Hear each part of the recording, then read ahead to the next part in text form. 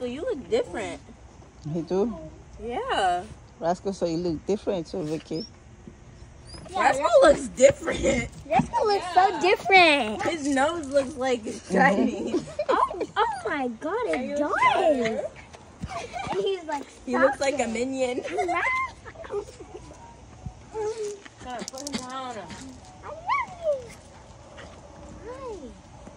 Too happy. He looks so different. Rascal. You do? You look like a minion, Rascal. Rascal. Oh my God.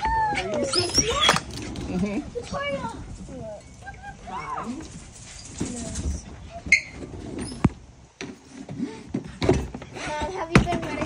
Have you been running my plant?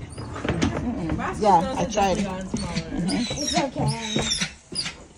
Mom, why is Rascal's nose so small? I don't know. It's just too tiny. Because you guys are used to mask, no? Rascal! Gee, tranquilo. Too happy. Oh my gosh. Too excited, Rascal. He miss you guys so much. He does. His nose is so tiny. His eyeballs are big. Whoa. I can fit his face in the palm of my hand. So Max is bigger than this one. His nose is. Oh my gosh, Rascal. Now you look like a chihuahua.